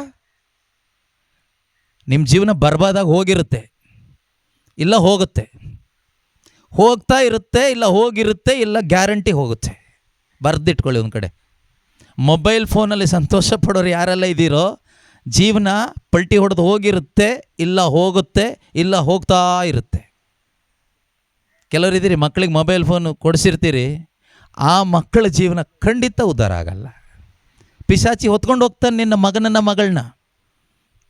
ನಿನ್ನ ಮೊಬೈಲ್ ಫೋನ್ ಕೊಡಿಸಿದೆಯಲ್ವಾ, ಅವ್ರಿಗೆ ಬೈಬಲ್ ಕೊಡಿಸ್ಬೇಕಾಗಿತ್ತು. ವಾಪಸ್ ಅವ್ರನ್ನ ಹಿಡ್ಕೋಬೇಕಾ ನಿನ್ನ ಮಕ್ಕಳನ್ನ? ಅವ್ರ ಕೈಗೆ ಬೈಬಲ್ ಕೊಡಿಸು, ಹಿಡಿಬೋದು ವಾಪಸ್, ಗ್ಯಾರಂಟಿ ಹಿಡಿಬೋದು, ವಾಪಸ್ ಬರ್ತಾರೆ. ಮೊಬೈಲ್ ಫೋನ್ ಕೊಟ್ಟಿದ್ಯಾ, ನೀನು ಯಾವತ್ತು ಹಗ್ಗ ಹಾಕಿದ್ರು ಹಿಡಿಯೋಕ್ಕಾಗಲ್ಲ ಅವ್ರನ್ನ. ನೀನು ಯಾವ ಹಗ್ಗದಲ್ಲಿ ಕಟ್ಟಿದ್ರು ನಿಲ್ಲಲ್ಲ, ಹಾರೋಗ್ತಾರೆ. ಆಮೇಲೆ ನನ್ನ ಮಗ ಓಡೋದ, ನನ್ನ ಮಗಳು ಪ್ರೆಗ್ನೆಂಟ್ ಆದ್ಲು, ಯಾವಂದ ಜೊತೆಗೆ ಹೋಗಿಂತ ಹೇಳ್ಕೊಂಡು ತಿರುಗಬೇಡಿ. ಮಾಡಿಸಿದ್ದು ನೀವೇ. ಮೊಬೈಲ್ ಫೋನ್ ಕೊಟ್ರಲ್ಲ, ಅದರಲ್ಲಿ ನೋಡಿ ನೋಡಿ ನೋಡಿ ಅದರೆಲ್ಲ ನೋಡಿ ನೋಡಿ ಒಳಗಡೆ ಸೇರ್ಕೊಳ್ತೀಯಲ್ಲ. ಪಿಶಾಚಿ ಹೇಳ್ಕೊಂಡು ಹೋದ. ಎಷ್ಟೋ ಜನ ಆತ್ಮಹತ್ಯೆ ಮಾಡ್ಕೊಂಡು ಹೋದವರಿದ್ದಾರೆ. ಚಿಕ್ಕ ಮಕ್ಕಳನ್ನ ಈ ಥರ ಮೊಬೈಲ್ ಫೋನ್ ಮುಖಾಂತರ ಪಾಯ್ಸನ್ ಕೊಟ್ಟು ಸಾಯಿಸುವ ಕೆಟ್ಟ ತಂದೆ ತಾಯಿ ಆಗಬೇಡಿ. ಚಿಕ್ಕ ಮಕ್ಕಳ ಹೃದಯದಲ್ಲಿ ಒಳ್ಳೆಯ ನಿತ್ಯ ಜೀವ ತರುವ ದೇವರ ವಾಕ್ಯವನ್ನು, ವಿಶ್ವಾಸದ ಬೀಜವನ್ನು ಬಿತ್ತುವ ಒಳ್ಳೆಯ ಕ್ರೈಸ್ತ ತಂದೆ ತಾಯಿ ಆಗಿ ಬದುಕ್ರಿ. ಇವತ್ತಿನ ಮಕ್ಕಳ ಪರಿಸ್ಥಿತಿ ನೋಡಿದರೆ ಬೇಜಾರಾಗುತ್ತೆ.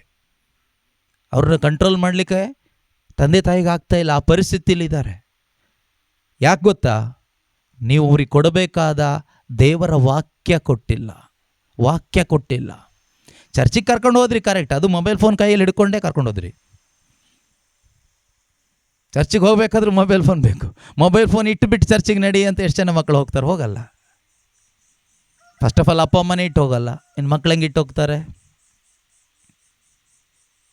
ಆಮೇಲೆ ಮಕ್ಕಳು ಜೀವನ ಹಾಳಾಗಾಯಿತು, ಅದು ಹೀಗಾಯಿತು ಅಂತ ಹೇಳಿ ಏನು ಹತ್ತು ಕರೆದು ಯಾರೋ ಬಂದು ತಲೆ ಮೇಲೆ ಕೈ ಇಡಿಸ್ಕೊಂಡು ಏನು ವರ್ಕೌಟ್ ಆಗೋದಿಲ್ಲ.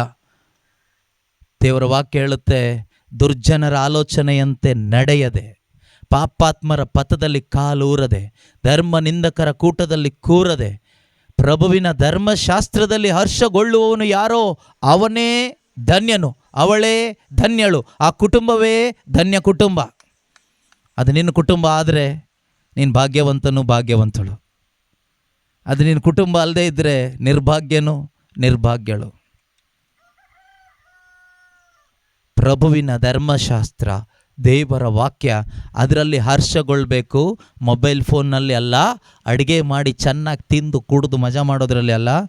ಈಗ ಚರ್ಚ್ ಹಬ್ಬಕ್ಕೆ ಬಂದಿದ್ದೀರಿ ಸುಮಾರು ಜನ ಅಲ್ವಾ?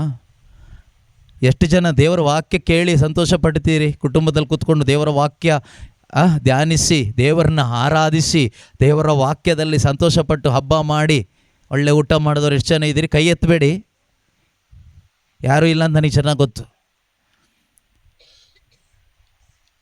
ಕ್ರೈಸ್ತರಾದ ನಾವು ಜೀವಿಸಬೇಕು, ಹಬ್ಬ ಮಾಡಬೇಕು. ಯಾವ ರೀತಿ? ಈ ರೀತಿ ದೇವರನ್ನು ಆರಾಧಿಸಿ ಸಂತೋಷಪಟ್ಟು ಅವರ ವಾಕ್ಯದಲ್ಲಿ ಆನಂದಿಸಿ ಒಳ್ಳೆ ಊಟ ಮಾಡಿ, ಬೇಡ ಅಂತಿಲ್ಲ. ಅದಿಲ್ಲದೆ ಬರೀ ತಿಂದು ಕುಡಿದು ಮಜಾ ಮಾಡಿ ಬಲಿಪೂಜೆಗೆ ಮಾತ್ರ ಹೋಗಿ ಬರ್ತೀವಿ, ಅದಲ್ಲ. ದೇವರ ವಾಕ್ಯದಲ್ಲಿ ಆನಂದಿಸಬೇಕು. ಪ್ರಭುವಿನ ಧರ್ಮಶಾಸ್ತ್ರದಲ್ಲಿ ಹರ್ಷಗೊಳ್ಳುವವನು ಯಾರೋ ಅವರೇ ಧನ್ಯರು. ಆಮೇಲೆ ಹಗಲಿರುಳೆನ್ನದೆ ಅದನ್ನೇ ಧ್ಯಾನ ಮಾಡುತ್ತಿರುವವರು ಯಾರೋ ಅವರು ಧನ್ಯರು. ಅವರ ಜೀವನ ಹೇಗಿರುತ್ತೆ? ನದಿಯ ತೀರದಲ್ಲಿ ನೆಟ್ಟ ಗಿಡ. ನೋಡಿ, ಇಲ್ಲೆಲ್ಲ ಸ್ವಲ್ಪ ನೀರಿರೋ ಜಾಗದಲ್ಲಿ ನೆಟ್ಟಿರೋ ಗಿಡ ಹೇಗಿರುತ್ತೆ? ಒಣಗೋಗಿದೆಯಾ, ಹಸಿರಾಗಿದೆಯಾ? ಹಸಿರಾಗಿದೆ.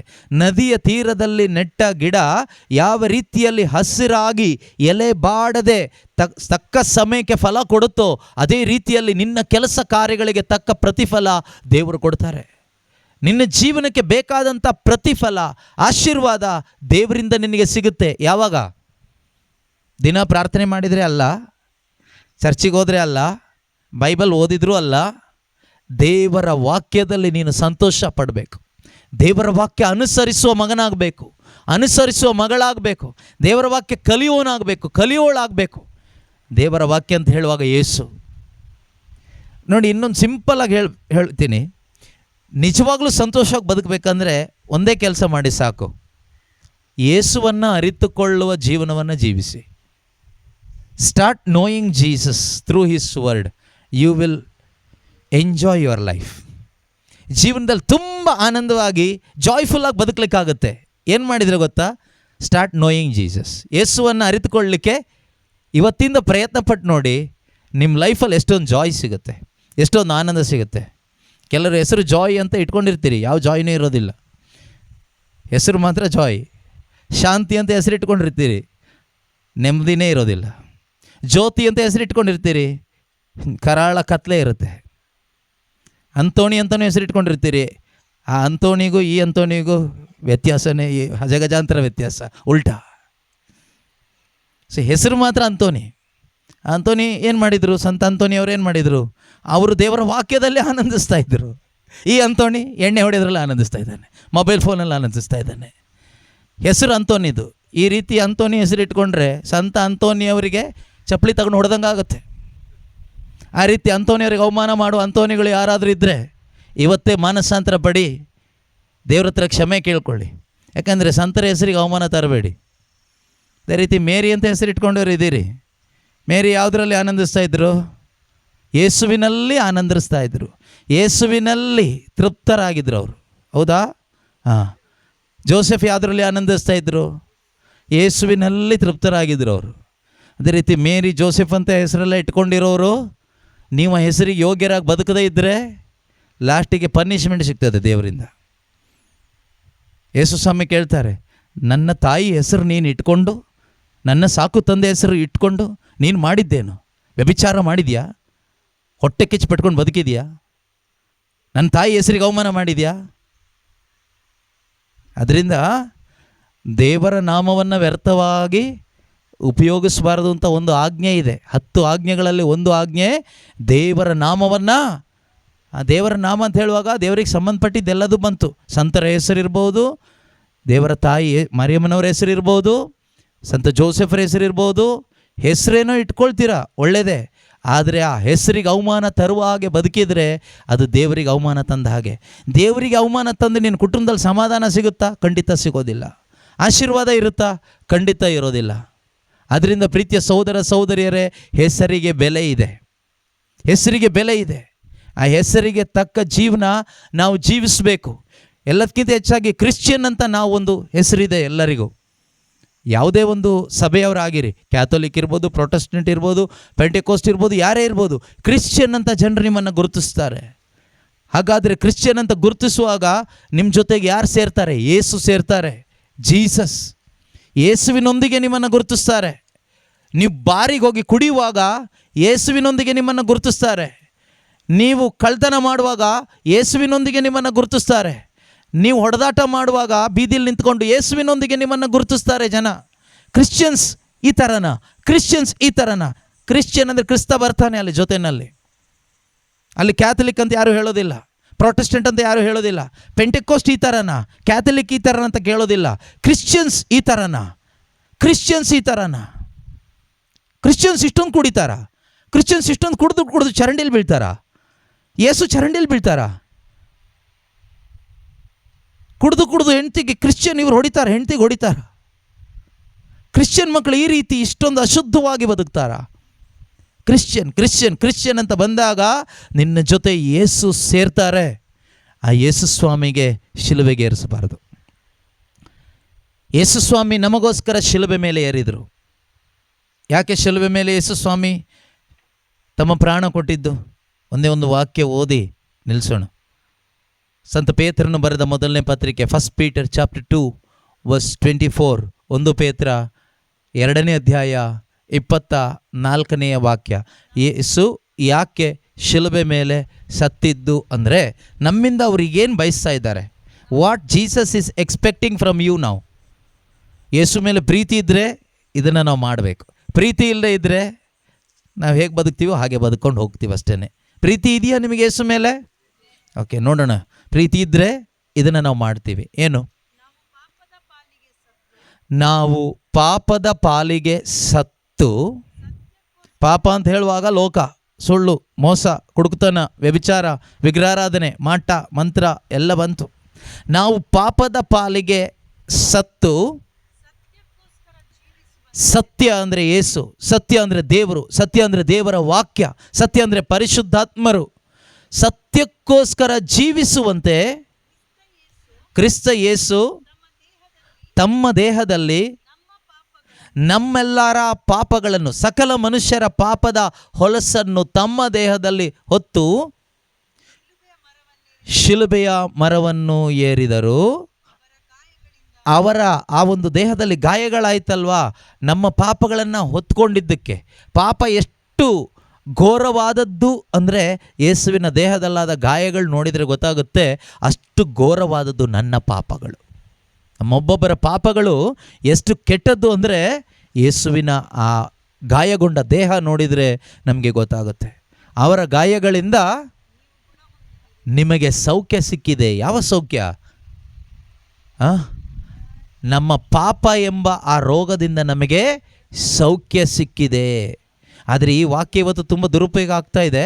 ಯೇಸುವಿನ ಗಾಯದಿಂದ ನಿಮಗೆ ಶರೀರದ ಸೌಖ್ಯ ಸಿಕ್ಕಿದೆ. ಖಂಡಿತ ಶರೀರದ ಸೌಖ್ಯ ಸಿಗೋದು ಹೇಗೆ? ಪಾಪ ಪರಿಹಾರದ ಮುಖಾಂತರ. ಅದರಿಂದ ಪ್ರೀತಿಯ ಸಹೋದರ ಸಹೋದರಿಯರೇ, ಯೇಸು ಕ್ರಿಸ್ತರು ಶಿಲುಬೆ ಮೇಲೆ ಸತ್ತಿದ್ದು ಯಾಕೆ ಅಂದರೆ, ಇನ್ನು ಮುಂದೆ ನಾನು ನೀವು ಯೇಸು ನನಗಾಗಿ ಸತ್ತಿದ್ದಾರೆ ಎಂಬ ನಂಬಿಕೆ ನಿನಗಿದ್ದರೆ ಇನ್ನು ಮುಂದೆ ನೀನು ಪಾಪದ ಪಾಲಿಗೆ ಸತ್ತವನಾಗಿ ಸತ್ತವಳಾಗಿ ಸತ್ಯಕ್ಕೋಸ್ಕರ ಜೀವಿಸ್ತೀಯ. ಇದು ನಿನಗೆ ನಂಬಿಕೆ ಇಲ್ಲದೆ ಇದ್ದರೆ ನಿನ್ನ ಸ್ವಾರ್ಥ ಬದುಕನ್ನು ನೀನು ಮುಂದುವರಿಸ್ತೀಯ. ಈಗ ನೀವು ಯೇಸುವನ್ನು ನಂಬಿದ್ದೀನಿ ಅನ್ನೋದನ್ನು ಬಾಯಲ್ಲಿ ಹೇಳಿ ಪ್ರಯೋಜನ ಇಲ್ಲ. ನಾವು ಯೇಸುವನ್ನು ನಂಬಿದ್ದೀವಿ. ಸ್ವರ್ಗವನ್ನು ಭೂಮಿಯನ್ನು ಸೃಷ್ಟಿ ಮಾಡಿದ ಸರ್ವಶಕ್ತನಾದ ದೇವರನ್ನು ನಾನು ವಿಶ್ವಾಸಿಸ್ತೇನೆ, ಅವರ ಏಕಮಾತ್ರ ಪುತ್ರರು ನಮ್ಮ ಪ್ರಭುವಾದ ಯೇಸುವನ್ನು ವಿಶ್ವಾಸಿಸ್ತೇನೆ ಎಂದು ಬಾಯಲ್ಲಿ ಹೇಳಿ ಏನಾದರೂ ಪ್ರಯೋಜನ ಲಾಭ ಇದೆಯಾ ಕೇಳಿದರೆ ನಿನಗೇನೂ ಲಾಭ ಇಲ್ಲ. ನಿನ್ನ ವಿಶ್ವಾಸ ತೋರಬೇಕು, ಕಾರ್ಯರೂಪದಲ್ಲಿ ತೋರ್ಪಡಿಸಬೇಕು, ಜೀವಿಸಬೇಕು. ಆಗ ಮಾತ್ರನೇ ಅದು ವಿಶ್ವಾಸ ಆಗುತ್ತೆ. ಇಲ್ಲದೇ ಇದ್ರೆ ಅದು ವಿಶ್ವಾಸ ಅಲ್ಲ. ಅದರಿಂದ ಹೇಗೆ ತೋರಿಸೋದು? ಅದನ್ನು ಪಾಪದ ಪಾಲಿಗೆ ಸತ್ತು, ಸುಳ್ಳು ಹೇಳೋದ್ರ ಪಾಲಿಗೆ ಸಾಯ್ಬೇಕು ಇವತ್ತಿಂದ, ಕುಡುಕುತನದ ಪಾಲಿಗೆ ಸಾಯ್ಬೇಕು ಇವತ್ತಿಂದ, ಮೊಬೈಲ್ ಫೋನ್ ಪಾಲಿಗೆ, ಅಂದರೆ ಮೊಬೈಲ್ ಫೋನ್ ಯೂಸ್ ಮಾಡಬೇಡಿ ಅಂತ ಅಲ್ಲ, ಅದರಲ್ಲಿ ಯೂಸ್ ಬೇಡದೇ ಇರೋದೇ ಯೂಸ್ ಮಾಡೋದು. ಕಾಲ್ ಮಾಡಲಿಕ್ಕೆ ಮಾತ್ರ ಯೂಸ್ ಮಾಡಿ ಮೊಬೈಲ್ ಫೋನ್, ಆಯಿತಾ? ಇನ್ನು ನೀವು ಏನಾದರೂ ಬ್ಯಾಂಕ್ ರಿಲೇಟೆಡ್ ಏನಾದರೂ ಯೂಸ್ ಮಾಡಿ, ನಿಮ್ಮ ಅಗತ್ಯ ಏನಿದೆಯೋ ಅದನ್ನು ಮಾಡಿ. ಆದರೆ ಮನರಂಜನೆಗಾಗಿ ಅಲ್ಲ ಮೊಬೈಲ್ ಫೋನ್, ನೆನ್ಪಿಟ್ಕೊಳ್ಳಿ. ಆದರೆ ಇವತ್ತು ಉಪಯೋಗ ಆಗ್ತಾ ಇರೋದು ಹೆಚ್ಚು ಎಂಟರ್ಟೈನ್ಮೆಂಟ್ಗೆ. ಒಬ್ಬ ಕ್ರೈಸ್ತ ವಿಶ್ವಾಸಿ ಎಂಟರ್ಟೈನ್ಮೆಂಟ್ ಪಡ್ಕೋಬೇಕಾಗಿರೋದು ದೇವರ ವಾಕ್ಯದಲ್ಲಿ, ದೇವರನ್ನ ಆರಾಧನೆ ಮಾಡೋದರಲ್ಲಿ, ಬೇರೆ ಯಾವುದರಲ್ಲೂ ಅಲ್ಲ. ಅದರಿಂದ ಪ್ರೀತಿಯ ಸಹೋದರ ಸಹೋದರಿಯರೇ, ನಾವು ಪಾಪದ ಪಾಲಿಗೆ, ಸ್ವಾರ್ಥದ ಪಾಲಿಗೆ, ಕುಡುಕುತನದ ಪಾಲಿಗೆ, ಕೋಪದ ಪಾಲಿಗೆ, ದ್ವೇಷದ ಪಾಲಿಗೆ, ಹೊಟ್ಟೆಕಿಚ್ಚಿನ ಪಾಲಿಗೆ, ಹಣದ ವ್ಯಾಮೋಹದ ಪಾಲಿಗೆ, ದುರಿಚ್ಛೆಗಳ ಪಾಲಿಗೆ ಸತ್ತು ಸತ್ಯಕ್ಕೋಸ್ಕರ, ಯೇಸುವಿಗೋಸ್ಕರ, ದೇವರ ವಾಕ್ಯಕ್ಕೋಸ್ಕರ ಜೀವಿಸುವಂತೆ ಯೇಸು ಸ್ವಾಮಿ ನಮಗಾಗಿ ಶಿಲುಬೆ ಮೇಲೆ ಪ್ರಾಣ ಕೊಟ್ಟಿದ್ದಾರೆ. ಇವತ್ತು ನಾವು ಆ ಮರಣವನ್ನು ಗೌರವಿಸಲೇಬೇಕು. We should honour the death of Jesus Christ by repenting from our sins. ಹೇಗೆ ಯೇಸು ಸ್ವಾಮಿಯ ಮರಣವನ್ನು ನಾವು ಗೌರವಿಸೋದು ಹೇಗೆ?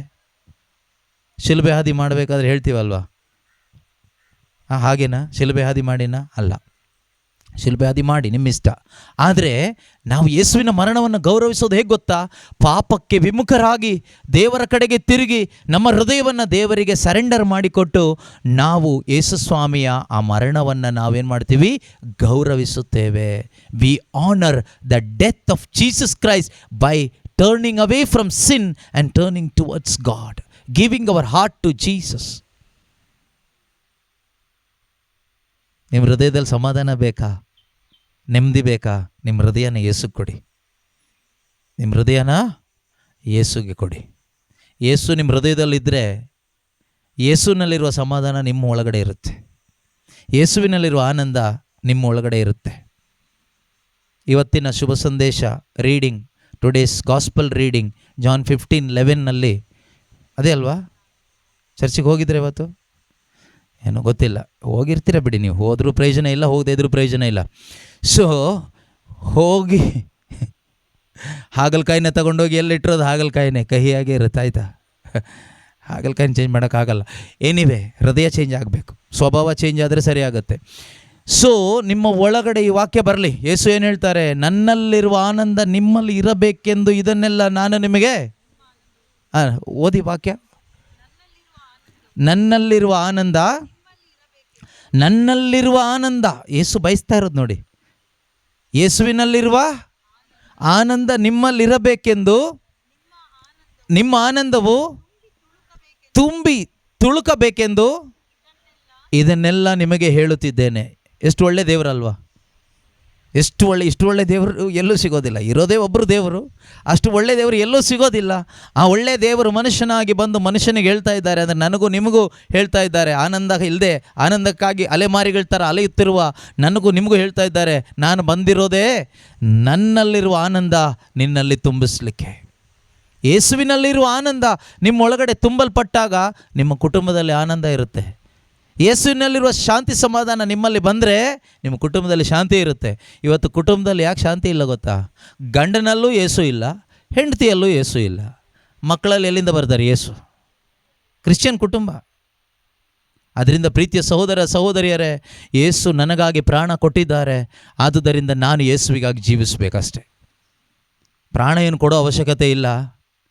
ಯೇಸು ನನಗಾಗಿ ಸತ್ತಿದ್ದಾರೆ, ನೀವು ಸಾಯೋದು ಬೇಡ, ಯೇಸುಗಾಗಿ ಬದುಕಿ.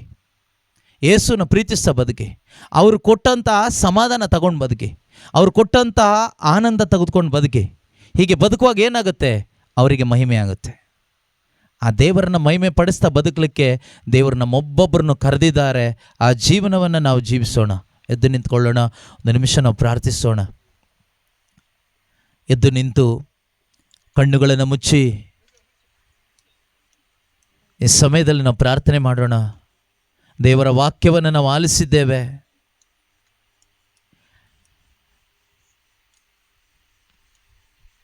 ಹೊಲಸಾದ ನಮ್ಮ ಜೀವನವನ್ನು ಪರಿಶುದ್ಧವಾಗಿ ಮಾಡುವುದು ದೇವರ ವಾಕ್ಯ ಮಾತ್ರವೇ. ಇಂದು ನಮ್ಮ ಜೀವಿತ ಎಷ್ಟೇ ಹೊಲಸಾಗಿದ್ದರೂ ಕೂಡ ಅದನ್ನು ಪರಿವರ್ತಿಸಲಿಕ್ಕೆ ದೇವರ ವಾಕ್ಯಕ್ಕೆ ಸಾಧ್ಯ ಇದೆ. ಕಣ್ಣುಗಳನ್ನು ಮುಚ್ಚಿ ಸರಿಯಾಗಿ ಕೇಳಿಸ್ಕೊಳ್ಳಿ. ಇದು ನಿನ್ನ ಜೀವನದಲ್ಲಿ ದೇವರು ಕೊಟ್ಟ ಕಡೆಯ ಚಾನ್ಸ್ ಅಂತ ತೆಗೆದುಕೊಳ್ಳಿ. This is the last chance God is giving you for a blessed life. ಒಂದು ಆಶೀರ್ವಾದಿತ ಜೀವನಕ್ಕಾಗಿ ದೇವರು ನಿನಗೆ ಕೊಡ್ತಾ ಇರುವ ಕೊನೆಯ ಅವಕಾಶ ಅಂತ ತೆಗೆದುಕೋ. ಇನ್ನೊಂದು ಚಾನ್ಸ್ ಸಿಗುತ್ತೆ ನನಗೆ ಅಂತ ತಿಳ್ಕೊಂಡು ಬದುಕಿದ್ರೆ ಸಿಗಲಿಕ್ಕಿಲ್ಲ ಕೆಲವೊಮ್ಮೆ. ಇವತ್ತು ಯಾರೆಲ್ಲ ನಿಜವಾಗ್ಲೂ ಯೇಸು ನನ್ನೊಂದಿಗೆ ಮಾತಾಡಿದ್ದಾರೆ, ನನ್ನ ಮೇಲಿರೋ ಪ್ರೀತಿಯಿಂದ ಅವರು ನನ್ನ ಜೊತೆಗೆ ಮಾತಾಡಿದ್ದಾರೆ, ನನ್ನ ಜೀವನ ಆನಂದವಾಗಿ ಇರಬೇಕು, ಸಮಾಧಾನದಿಂದ ಇರಬೇಕೆಂದು ಅವರು ಬಯಸ್ತಾ ಇದ್ದಾರೆ ಎಂದು ಯಾರೆಲ್ಲ ನಂಬಿದಿರೋ, ಖಂಡಿತ ಇವತ್ತು ನೀವು ತೀರ್ಮಾನ ಮಾಡಬೇಕು. You have to make a decision to receive Jesus into your heart through his word. ಅವರ ವಾಕ್ಯದ ಮುಖಾಂತರ ಆ ವಾಕ್ಯವನ್ನು ಓದುತ್ತಾ ಧ್ಯಾನಿಸುತ್ತಾ ಯೇಸುವನ್ನು ನಿಮ್ಮೊಳಗಡೆ ನೀವು ಪ್ರತಿದಿನ ತುಂಬಿಸ್ಕೊಳ್ತಾ ಇದ್ದರೆ ನಿಮ್ಮ ಜೀವನದಲ್ಲಿ ಪ್ರತಿದಿನ ಬೆಳಕಿರ್ತದೆ. ಪ್ರತಿದಿನ ನಿಮ್ಮ ಜೀವಿತದಲ್ಲಿ ಪರಿಶುದ್ಧತೆ ಇರ್ತದೆ. ಪ್ರತಿದಿನ ನಿಮ್ಮ ಜೀವಿತದಲ್ಲಿ ಆನಂದ ಇರ್ತದೆ. ಪ್ರತಿದಿನ ನಿಮ್ಮ ಜೀವಿತದಲ್ಲಿ ಶಾಂತಿ ಸಮಾಧಾನ ಇರ್ತದೆ. ಇದಕ್ಕಿರುವ ಒಂದೇ ಒಂದು ದಾರಿ, ನೋಯಿಂಗ್ ಜೀಸಸ್, ಯೇಸುವನ್ನು ಅರಿತುಕೊಳ್ಳೋದು. ನಿನಗೆ ಸಮಾಧಾನ ಬೇಕಾ? ಯೇಸುವನ್ನು ಅರಿತುಕೋ. ನಿನಗೆ ಸಂತೋಷ ಬದುಕಬೇಕಾ? ಯೇಸುವನ್ನು ಅರಿತುಕೋ. ನಿನಗೆ ತೃಪ್ತಿ ಬೇಕಾ ಜೀವನದಲ್ಲಿ? ಯೇಸುವನ್ನು ಅರಿತುಕೋ. ನಿನಗೆ ಸೌಖ್ಯ ಬೇಕಾ? ಯೇಸುವನ್ನು ಅರಿತುಕೋ. ಯೇಸುವನ್ನು ಅರಿತುಕೊಳ್ಳುವಾಗ ನಿನಗೆ ಬೇಕಾದ ಎಲ್ಲ ಒಳಿತುಗಳು ನಿನಗೆ ಅನುಭವಿಸ್ಲಿಕ್ಕಾಗ್ತದೆ. ಪ್ರಾರ್ಥನೆಯಲ್ಲ ಪರಿಹಾರ, ಪುಣ್ಯಕ್ಷೇತ್ರಗಳೆಲ್ಲ ಪರಿಹಾರ. ಪ್ರಾರ್ಥನೆ ಮಾಡಬೇಕು, ಪುಣ್ಯಕ್ಷೇತ್ರಗಳಿಗೆ ಹೋಗಿ.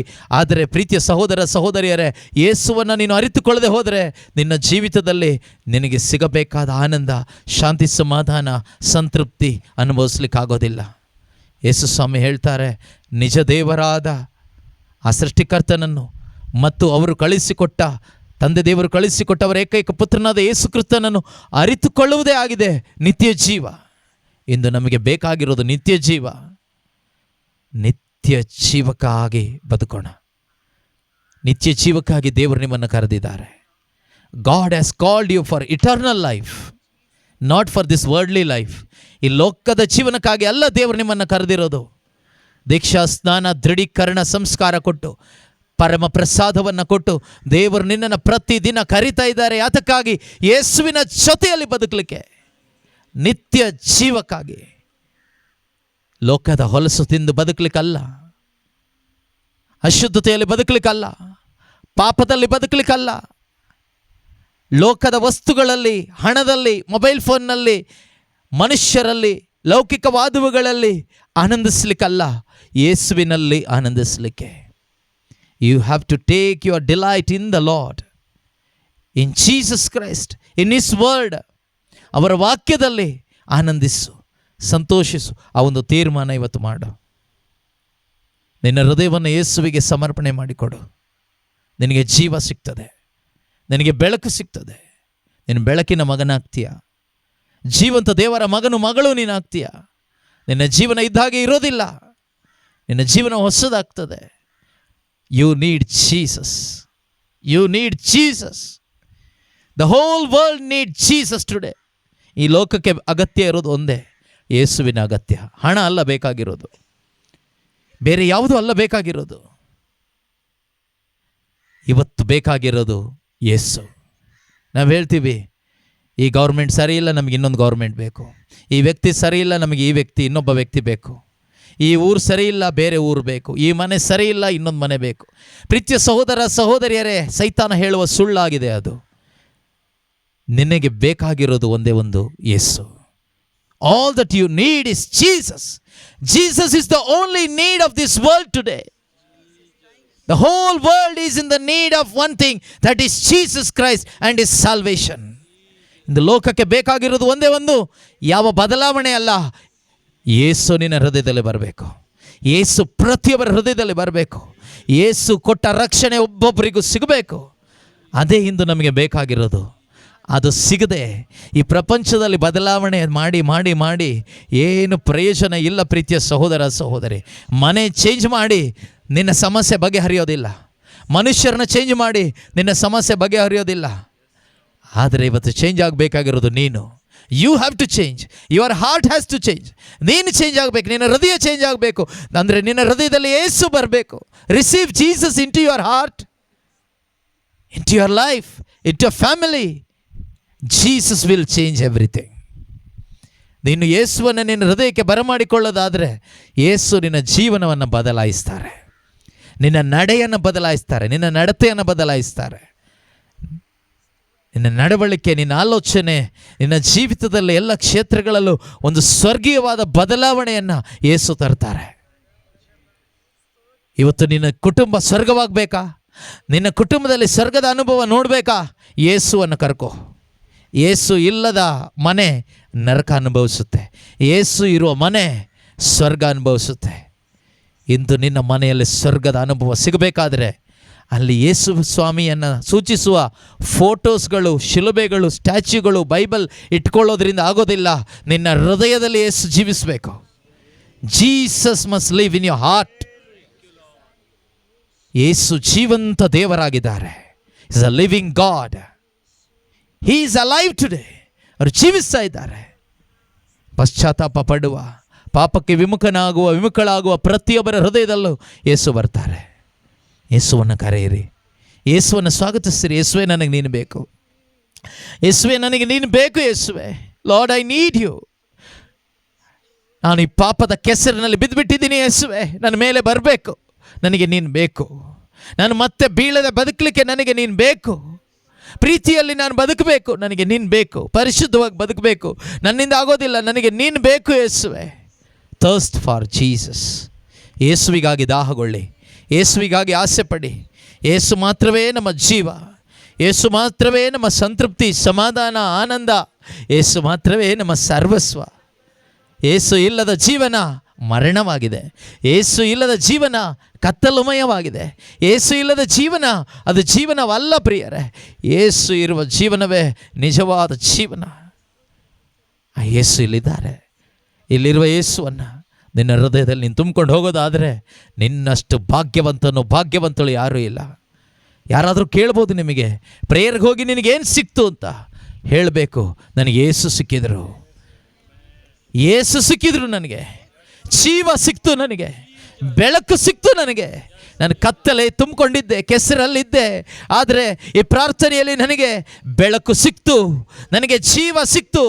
ನನಗೆ ಯೇಸು ಸಿಕ್ಕಿದ್ರು ಅಂತ ಹೇಳಲಿಕ್ಕೆ ನಿನಗೆ ಸಾಧ್ಯವಾದರೆ ನಿನ್ನಷ್ಟು ಭಾಗ್ಯವಂತನು ಬೇರೆ ಯಾರೂ ಇಲ್ಲ. ನಿನ್ನಷ್ಟು ಭಾಗ್ಯವಂತಳು ಬೇರೆ ಯಾರೂ ಇಲ್ಲ ಸಹೋದರ. ಇವತ್ತು ಆ ಯೇಸು ಇಲ್ಲಿದ್ದಾರೆ. ಯೇಸು ಇಲ್ಲಿದ್ದಾರೆ. 2-3 ನನ್ನ ಹೆಸರಿನಲ್ಲಿ ಎಲ್ಲಿ ಒಟ್ಟಾಗಿ ಸೇರ್ತಾರೋ ಅಲ್ಲಿ ಅವರ ಮಧ್ಯದಲ್ಲಿ ನಾನು ಇರ್ತೇನೆ ಎಂದು ನುಡಿದ ಯೇಸು ನಮ್ಮ ಮಧ್ಯದಲ್ಲೇ ಇಲ್ಲಿ ಚಲಿಸ್ತಾ ಇದ್ದಾರೆ. Thank you, Jesus. We worship you, Lord. Hallelujah. Thank you, Jesus. Praise you, Lord. ವಿಶ್ವಾಸ ಇರುವವರೆಲ್ಲರೂ ಅವರನ್ನು ಆರಾಧಿಸಿ. ಅವರಿಗೆ ಹೃದಯವನ್ನು ತೆರೆದುಕೊಡಿ.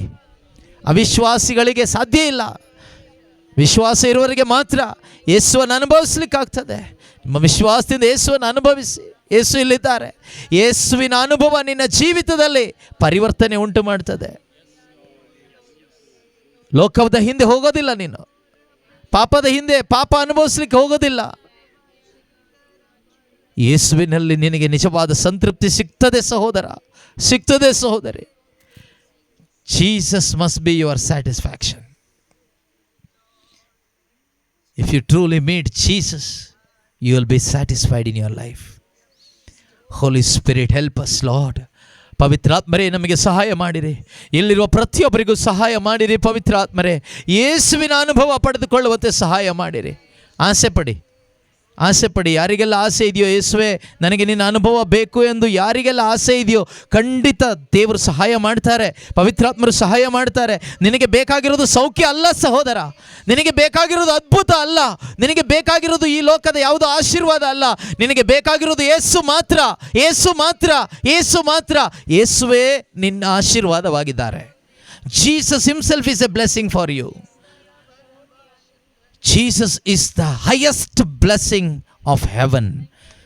ಪರಲೋಕದ ಅತ್ಯುನ್ನತ ಆಶೀರ್ವಾದ ಯೇಸು ಆಗಿದ್ದಾರೆ. Jesus Christ is the highest blessing of heaven. ಯೇಸು ನಿನ್ನ ಆಶೀರ್ವಾದವಾಗಲಿ. ಯೇಸುವನ್ನು ಸ್ವೀಕರಿಸಲಿಕ್ಕಾಗಿ ಹೃದಯ ತೆರೆದುಕೊಡಿ. ಯೇಸುವೆ ನನ್ನಲ್ಲಿಗೆ ಬನ್ನಿ, ಯೇಸುವೆ ನನಗೆ ನೀನು ಬೇಕು, ಯೇಸುವೆ ನನ್ನ ಜೀವನ ಹೊಸದಾಗಬೇಕು, ಯೇಸುವೆ ಕತ್ತಲೆ ಆಗಿದ್ದೇನೆ, ನಾನು ಬೆಳಕಾಗಬೇಕು. ಕೇಳಿಸಿಕೊಂಡ ಹಾಗೆ ಹಿಂದೊಮ್ಮೆ ನಾವು ಕತ್ತಲೆ ಆಗಿದ್ವಿ, ಈಗ ಯೇಸುವಿನಲ್ಲಿ ಬೆಳಕಾಗಿದ್ದೇನೆ. ಯೇಸುವಿನಲ್ಲಿ ಮಾತ್ರ ನೀನು ಬೆಳಕಾಗಲಿಕ್ಕಾಗುತ್ತೆ, ಯೇಸುವಿನಲ್ಲಿ ಮಾತ್ರ ನೀನು ಬೆಳಕಾಗಲಿಕ್ಕಾಗುತ್ತೆ. Without Jesus you cannot be light. You will not walk in light without Jesus. Only with Jesus you can walk in light. Otherwise you will walk in darkness. Your life also will be in darkness.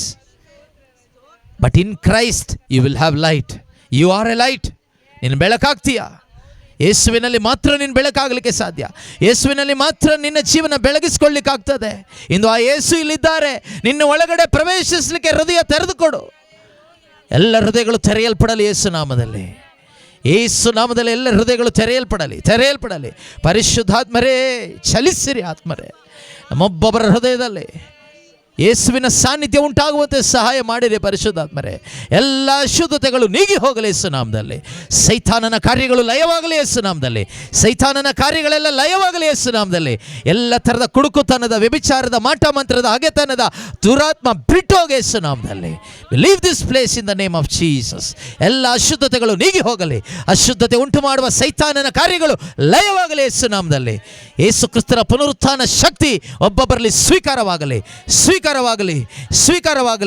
ರೋಗವನ್ನು ಉಂಟು ಮಾಡುವ ದುರಾತ್ಮನ ಕ್ರಿಯೆಗಳು ಲಯವಾಗಲಿ ಯೇಸು ನಾಮದಲ್ಲಿ.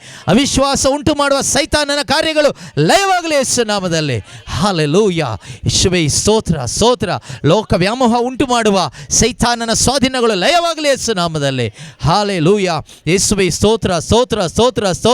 ಪರಿಶುದ್ಧಾತ್ಮರೇ ಸ್ತೋತ್ರ. ಪಾವನಾತ್ಮರೇ ಸ್ತೋತ್ರ. ಪ್ರತಿಯೊಬ್ಬರಲ್ಲಿ ಜೀವ ಉಂಟಾಗಲಿ ಅಪ್ಪ. ನಿತ್ಯ ಜೀವದ ಅನುಭವ ಉಂಟಾಗಲಿ ಕರ್ತನೆ. ಪ್ರತಿಯೊಬ್ಬರಲ್ಲಿಯೂ ಕೂಡ ನಿತ್ಯ ಜೀವದ ಅನುಭವ ಉಂಟಾಗಲಿ ಪರಿಶುದ್ಧಾತ್ಮರೇ. ನಿಮ್ಮೊಂದು ಚಲಿಸುವಿಕೆಯಲ್ಲಿ ಉಂಟಾಗಲಿ ಅಪ್ಪ. ಹಾಲೆಲೂಯಾ. ಯೇಸುವೇ ಸ್ತೋತ್ರ. ಯೇಸುವೇ ವಂದನೆ. ಯೇಸುವೇ ನೀವು ಒಳ್ಳೆಯವರಾಗಿದ್ದೀರಿ ಸ್ವಾಮಿ. ಸ್ತೋತ್ರ ಅಪ್ಪ. ಸ್ತೋತ್ರ ಅಪ್ಪ. Thank you Jesus Lord. Thank you Lord for the deliverance and healing Lord. Thank you Lord for touching everybody Lord. Thank you Holy Spirit for moving in this place.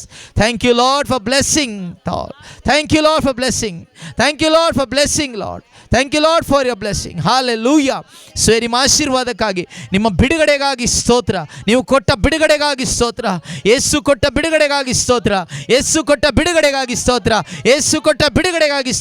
ಯೇಸು ನೀಡಿದ ಅಭಿಷೇಕಕ್ಕಾಗಿ ಸ್ತೋತ್ರ. ಸತ್ಯದ ಅರಿವಿಗಾಗಿ ಸ್ತೋತ್ರ. ಸ್ತೋತ್ರಪ್ಪ.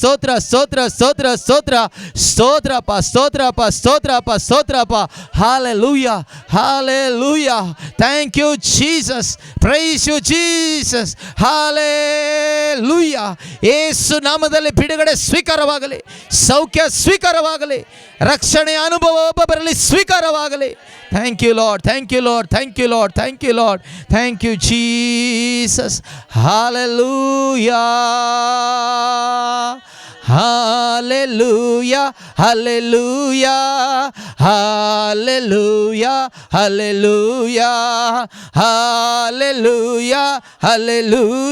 ನನ್ನ ಯೇಸು ರಾಜ.